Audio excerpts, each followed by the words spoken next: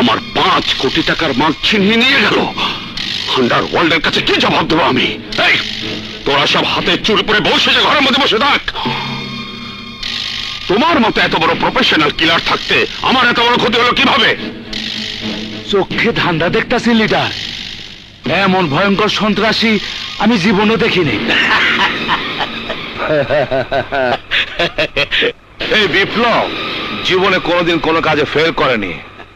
তার দুটো কারণ আছে। প্রথম কারণ, এই অস্ত্র তুমি আমার হাতে তুলে দিয়েছিলে। আর দ্বিতীয় কারণটা এখন আমার মনে নেই। পরে বলবো।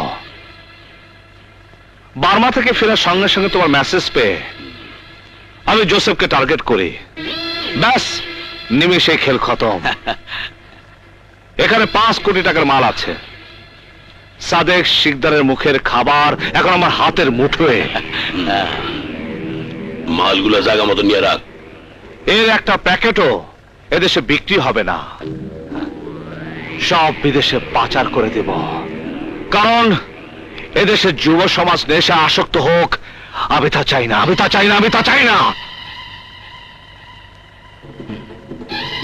এই দিকে আয়। দেখি তোর কপালে কি হয়েছে রে? সাদেক শিকদারের লোকজন পিটাইছে ভাই। এই তুই সর। সাদেক শিকদার ফুলতলা বাজারও দখল করিয়ে নিছে, আমারে হুমকিও দিছে। বাজারের দিকে কেউ নজর দিলে এর চক্ষু খুঁজছে উড়েই জ্বালাইবে। ও সাদেক শিকদার, ও তাড়াতাড়ি দেয় না কেন ভাই?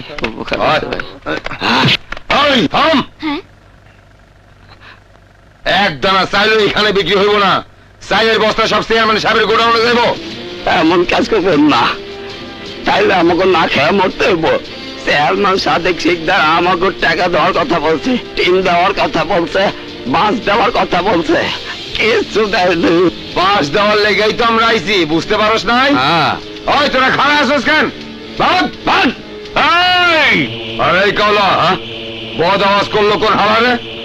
এই জানোয়ারের বাচ্চা, প্রতিবাদ আমি করেছি। তার দুটো কারণ আছে। প্রথম কারণ হলো গরিবের মুখের খাবার কেড়ে নেওয়া আমি পছন্দ করি না। আর দ্বিতীয় কারণটা এখন আমার মনে নেই, আমি পরে বলবো। সবাই মিলা মাসি মাইরা হাতে গন্ধ করে লাভ নাই। ওই হালার লেগা আমি একাই যথেষ্ট।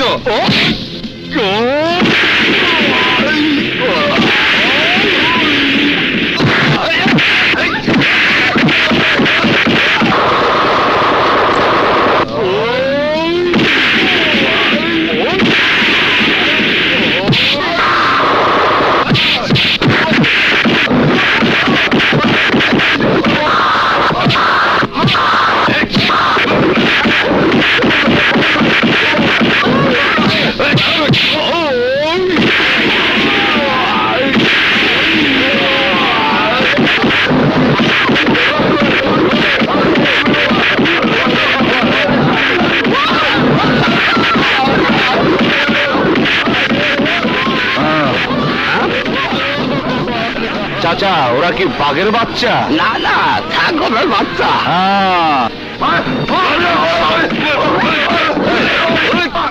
এই চল, একজন আরেকজনকে ঘাড়ে তোল। সাদেক শিকদারকে গিয়ে বলিস এই মার্কেটের দখল আজ থেকে বিপ্লবের। যা। এদেশে সবাই ভালো করেই জানে নীলা এই সাদেক শিকদারের একমাত্র মেয়ে। ছোটবেলা থেকে আমি ওকে লন্ডনে রেখে মানুষ করেছি। লেখাপড়া শিখে মানুষের মতো মানুষ হয়ে আগামী সপ্তাহে ও দেশে ফিরছে। বস, আমি শুনছি লন্ডনের মানুষ খালি ইংরেজিতে কথা কয়।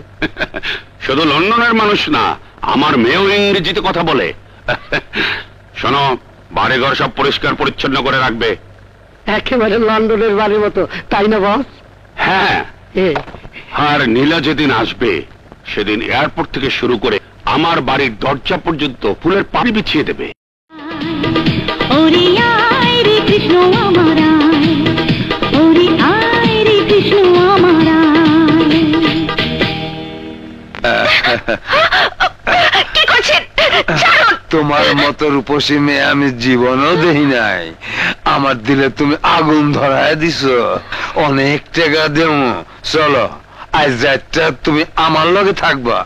আমি বাইজি হতে পারি, কিন্তু দেহ ব্যবসা করি না। আরে বাইজি মানেই তো বেশ্যা, চল। আরে হরো কি? আরে তোকে আমি গুলি করে মারতাম, শুধু প্রথমবার বলে তুই বেঁচে গেলি। মাথা গরম করিস না বিপ্লব, আমার কথা হন। আমার কথা আগে শেষ করতে দাও। আমি সন্ত্রাস করি, সন্ত্রাসীদের বিরুদ্ধে। অসহায় মানুষের উপর জুলুম করা আমি পছন্দ করি না। জীবিকার প্রয়োজনে ভাগ্যকে বাইজি বানিয়েছে। এই বাইজি একজন নারী, আর নারীর ইজ্জতের উপর হাত দেওয়া আমি পছন্দ করি না। এই রকেট, ভবিষ্যতে এ ধরনের আচরণ করলে আমি তোকে বাঁচতে দেব না।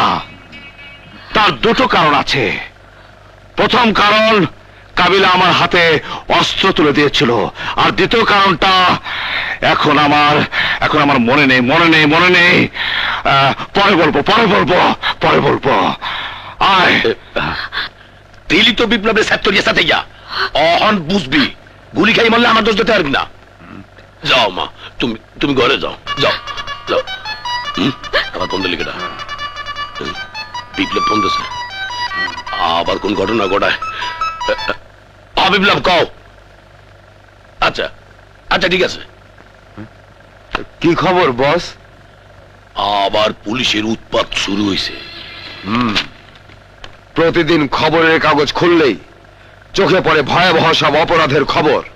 জাল নোটের কারবার, খুন, ধর্ষণ, রাহাজানি, ডাকাতি, ছিনতাই, অপহরণ দেশটাকে যেন গ্রাস করে ফেলেছে। র্যাব, চিতা, কোবরা টিম নামানোর পর শীর্ষ সন্ত্রাসীরা গা ঢাকা দিয়েছে। ক্রস ফায়ারে মারাও গেছে বেশ কিছু সন্ত্রাসী। গোয়েন্দা বিভাগের ধারণা, টোকাইরাও আজকাল ভারী অস্ত্র বহন করছে। এ অবস্থা কিছুতেই চলতে দেয়া যায় না। স্যার, আমাদের কাছে রিপোর্ট আছে বিপ্লব নামের একজন শীর্ষ সন্ত্রাসী ফুলতলা এলাকায় ভয়ের কারণ হয়ে দাঁড়িয়েছে, কিন্তু ওর বিরুদ্ধে অপরাধের কোনো সুস্পষ্ট প্রমাণ আজও পুলিশ সংগ্রহ করতে পারেনি। পারতে হবে। একটা কথা মনে রাখবেন, পুলিশ জনগণের সেবক। অপরাধ দমনে ব্যর্থ হলে জনগণ পুলিশের ওপর থেকে আস্থা হারিয়ে ফেলবে। বসুন। স্যার, আমি বুঝতে পারছি সন্ত্রাসী বিপ্লবকে ট্রেস আউট করতে হলে একজন শক্তিশালী অফিসার দরকার।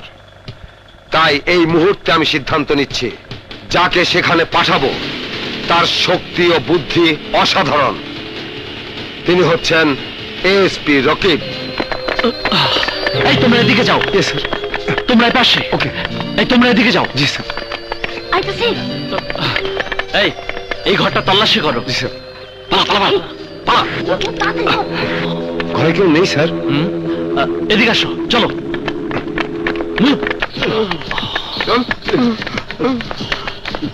ওদের লকআপে ঢুকাও।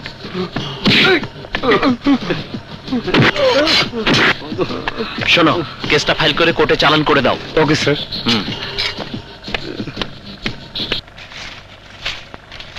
আরে কি করো? কাগজ চুকাই। এর চেয়ে ভালো কাগজ আছে। কই? ওই যে। চল। আচ্ছা, চল। Thank you sir. Welcome inspector Bipasha, welcome. তোমার সহযোগিতায় এবার সন্ত্রাসী বিপ্লবকে অবশ্যই ধরবো। তোমার সাহসিকতায় পুলিশ বিভাগ ভীষণ খুশি। আমার বিশ্বাস অল্প দিনের মধ্যেই তুমি সমস্ত এলাকা অপরাধ মুক্ত করে পুলিশ বিভাগের সুনাম বৃদ্ধি করবে। দোয়া করবেন sir. God bless you my son. Thank you sir. খাও। আবারও দুধ? এত কিছু খাবার পর পেটে যে 1 ইঞ্চি জায়গাও নেই রীতা। আছে, আগে খাও। খাও বলছি, খাও। হ্যাঁ।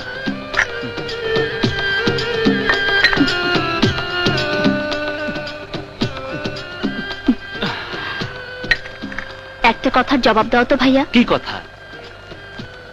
এই যে তুমি সারাদিন হাড় ভাঙা পরিশ্রম করো, রাতে এসব ফাইল নিয়ে ঘাটাঘাটি, নিয়ম মেনে খাওয়া দাওয়া করো না, ঠিক মতো একটু বিশ্রাম নেবে তারও উপায় নেই। আচ্ছা, এভাবে কি শরীর টিকবে? টিকবে রে টিকবে। তোর মতো বোন যা থাকে তার শরীর না টিকে কি উপায় আছে? একা একা আমি আর পারি না বাপু। একদিকে আমার কলেজের লেখাপড়া, অন্যদিকে তোমাকে সামলানো। এত করে বলি সুন্দর দেখে একটা ভাবে আনো, কে শুনে কার কথা? আনবো আনবো, আগে তোকে বিদায় করি তারপর। ভাইয়া পাগলি।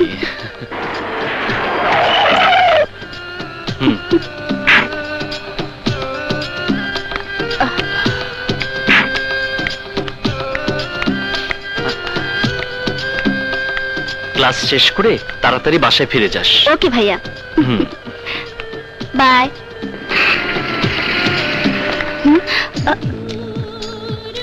রাজা, তুমি?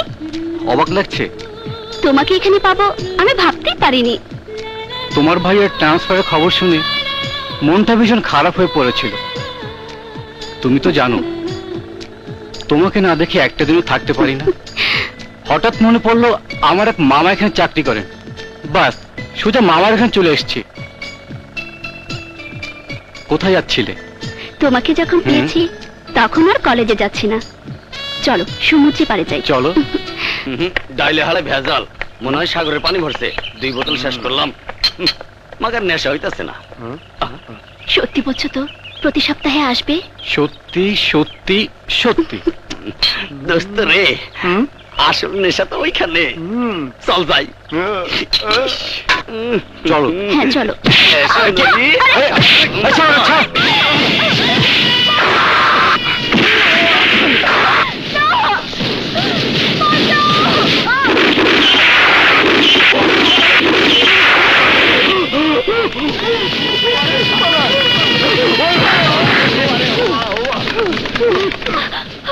রাজা, রাজা, আপনাকে কৃতজ্ঞতা জানানোর ভাষা আমার জানা নেই ভাইয়া। থ্যাংক ইউ ভাইয়া। বিপ্লব আমার নাম। নারীর ইজ্জতের উপর হাত দিলে আমি তাকে ক্ষমা করি না।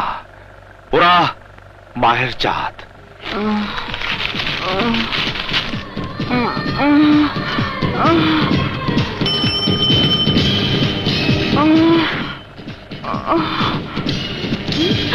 এই রিক্সা থামো থামো, ধরো,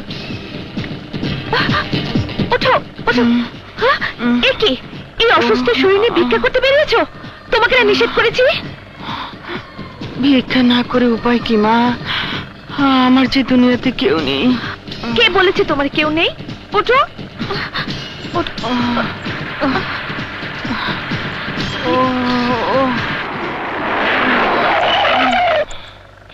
হেঁটে যেতে পারবে তো মা? না না, এখনো মাথা ঘুরছে।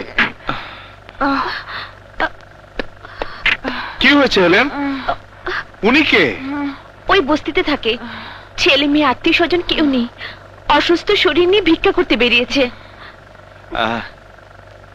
কতদিন দেখিনি তোকে মা, কতদিন দেখিনি তোকে, কোথায় হারিয়ে গেলি তুই মা, কোথায় হারিয়ে গেলি তুই? ঠিক আছে চলো, আমি পৌঁছে দিচ্ছি। চলুন মা, আমি পৌঁছে দিই। এসো মা, চলো। ফিরে আয়, কতদিন দেখিনি তোকে মা, কতদিন দেখিনি তোকে, কোথায় হারিয়ে গেলি তুই, কোথায় হারিয়ে গেলি তুই মা, ফিরে আয় ফিরে আয়, কত কতদিন দেখিনি তোকে মা, কতদিন আপনাকে অনেক ধন্যবাদ। একজন অজানা অচেনা মায়ের জন্য তুমি যে সেবা করছো, প্রশংসার বুলি দিয়ে তোমাকে আমি ছোট করতে চাই না। আমি একা তো করছি না, আপনিও তো করলেন। মানুষের জন্যই তো মানুষ। উনি হয়তো আপনার আমার মতো কোনো সন্তানের মা। এই বয়সে বোঝা মনে করে তাড়িয়ে দিয়েছে, নয়তো কোনো সড়ক দুর্ঘটনায় সবাইকে হারিয়ে পথে পথে ঘুরছে। ভালো দেখে একজন ডাক্তার নিয়ে আসে।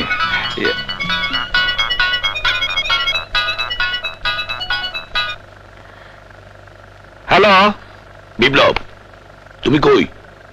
খবর পাইছি পুলিশ নাকি এইদিকেই আওয়াজ দিছে, সাবধানে থাকো। বললেন না কেন আপনি সবচেয়ে নিরাপদ জায়গায় আছেন? পুলিশ আপনাকে খুঁজে পাবে না। তুমি এক কাজ করো হেলেন, কষ্ট যখন করেছো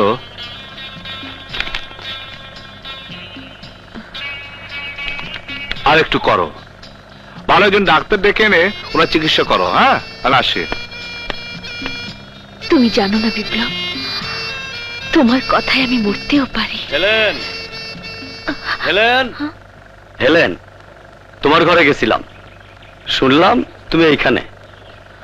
আজ রাতে সওদাগর সাহেব তোমার এখানে আসবে, ভালো মতো আয়োজন করো। নাচে গানে খুশি করতে পারলে টাকা পাবে 10 গুণ। নাচ গান তো দূরের কথা, আজ আমার আসরে কোনো বাজনাও বাজবে না।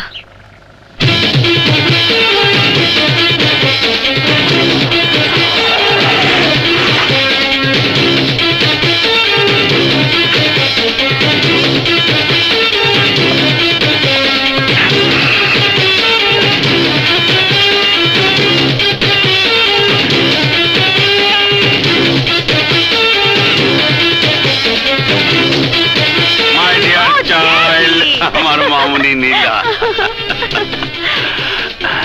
পথে কোনো কষ্ট হয়নি তো মা? ওয়াই, কষ্ট হবে কেন? এয়ারপোর্ট থেকে শুরু করে বাড়ির সদর দরজা পর্যন্ত যেভাবে ফুল বিছিয়ে রেখেছো, fantastic. How are you dad? Very bad. এতদিন পর তুমি লন্ডন থেকে ফিরেছো, কত শখ ছিল এয়ারপোর্ট থেকে তোমাকে রিসিভ করব, অথচ তুমি যেটা বারণ করলে। শোনো ড্যাডি, তোমার মেয়ে নীলা এতদিন লন্ডনে একা একা থেকে একাই পথ চলতে শিখেছে, ইউ আন্ডারস্ট্যান্ড? আর সেজন্যই তোমাকে যেতে বারণ করেছি। চলো ভিতরে গিয়ে রেস্ট নেবে, পরে কথা হবে। ওকে চলো, রেস্ট নিয়ে আমি একটু ঘুরতে বেরোবো। ইয়েস মাই চলো। চাইল্ড।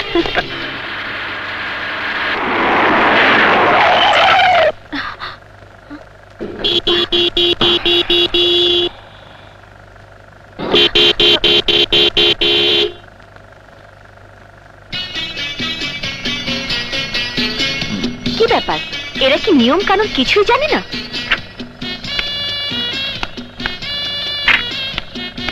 এই যে মিস্টার, গাড়ি ব্যাক করুন। আপনি রং সাইডে। আমার কোনো আলাদা সাইড নেই, যখন যেভাবে মন চায় সেভাবে গাড়ি চালাই। আপনি ব্যাগ যান। How dare you! নিজে অন্যায় করে আবার বড় বড় কথা বলছেন। এই বিপ্লব আমার নাম, আমাকে ন্যায় অন্যায় শেখাবেন না। আমি আমার ইচ্ছা মাফিক চলি। গাড়িটা সরান, গাড়িটা সরান। No, never. Oh no never, আচ্ছা।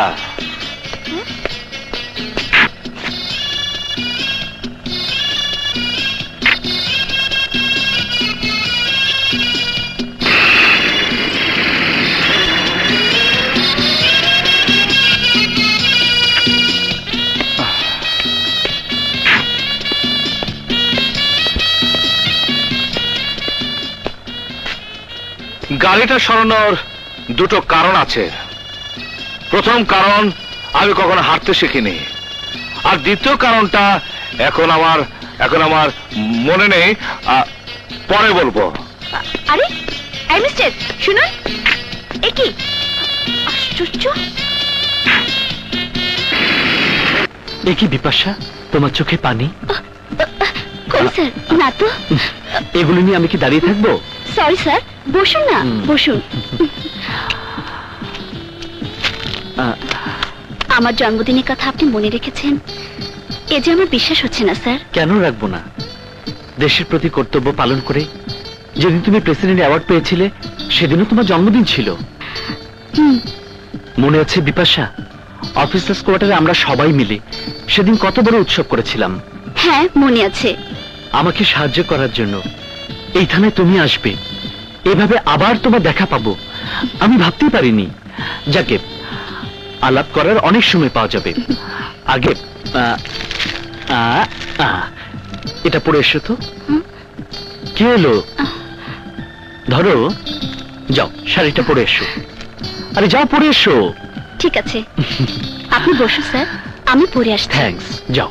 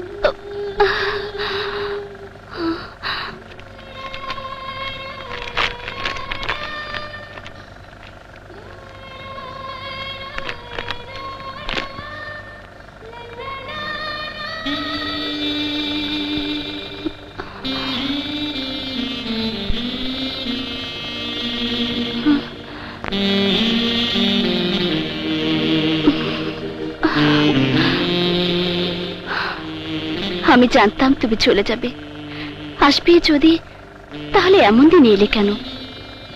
মৃত্যু পরে এলে তো পারতে। তোমার করুণা আমি চাইনি রাখি, পাগলের মতো শুধু ভালোবাসতে চেয়েছি। ভেবেছিলাম যত্ন করে আজ নিজে হাতে তোমার মুখে মিষ্টি তুলে দেব, চোখে চোখ রেখে বলবো মনের কথা। আমি জানি তোমার জীবন সাথী হবার যোগ্যতা আমার নেই, মনে মনে তোমাকে ভালোবেসেছি, সারা জীবন ভালোবেসে যাব। আমার মনে জ্বালা বাড়িয়ে দিতে এভাবে তুমি আর কখনো এসো না নাকি, কখনো এসো না, কখনো না।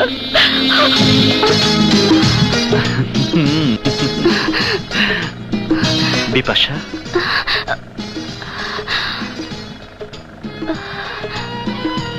তুমি ঠিকই বলেছ, মনের জ্বালা বাড়িয়ে দিতে আর কখনো আসবো না, আসবো সব জ্বালা জুড়িয়ে দিতে। আপনাদের অ্যাসাইনমেন্টে আমি খুব খুশি হয়েছি। নিশ্চিন্তে ব্যবসা চালিয়ে যান। আমি ভাবছি সমগ্র দেশ জুড়ে পুলিশের যে পায়তারা শুরু হয়েছে, বোঝেনি তো, জাল টাকার ব্যবসা। বিদেশি এক্সপার্ট দিয়ে বিদেশি মেশিনে টাকা ছাপা হচ্ছে, আসল নকল বোঝার কোনো উপায় নেই। আসসালামু আলাইকুম। ওয়ালাইকুম আসসালাম। কি খবর? খবর ভালো বস, মেম সাহেবের নতুন গাড়ির চাবি আর এই হলো কাগজপত্র। বস, গাড়ির সৌন্দর্য আছে, বাইরে রাইখে আইছি।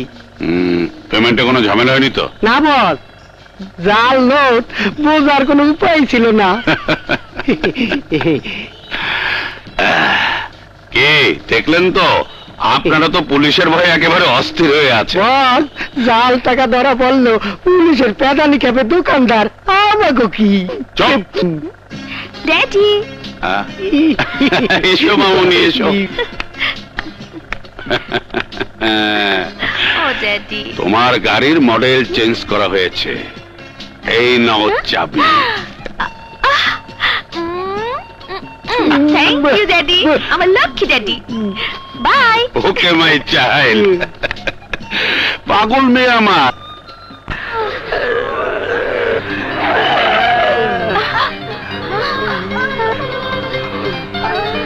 ও মাই গড, আরে এ তো মারাত্মক অ্যাক্সিডেন্ট। একদম চুপ, চিল্লাপাল্লা করলে একদম গুলি করে মাথার চাঁদ উড়াই দেবো। কি চাও তোমরা? গাড়ি চাই, গাড়ি চাবি দাও। দাও গাড়ি চাবি দাও। গাড়ি চাবি? আরে ছাড়ো বলছি, ছাড়ো আমাকে।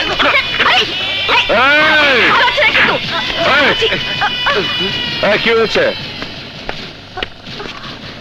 ভাইয়া আমাকে কোনো দোষ নাই, হ্যাঁ আমাকে গাড়ি চিন্তা করতে লয়েছে। এই, এদিকে আয়। ভাগ! ভাগ!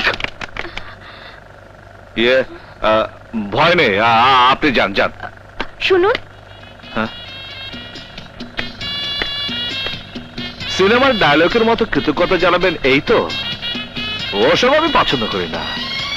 আর যেসব সিনেমা আজকাল হচ্ছে তার ডায়লগ না শোনাই ভালো।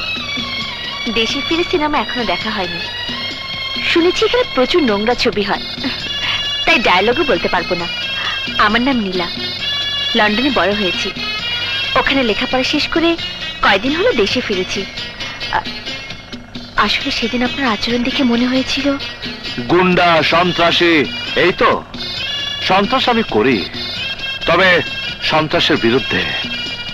তার দুটো কারণ আছে।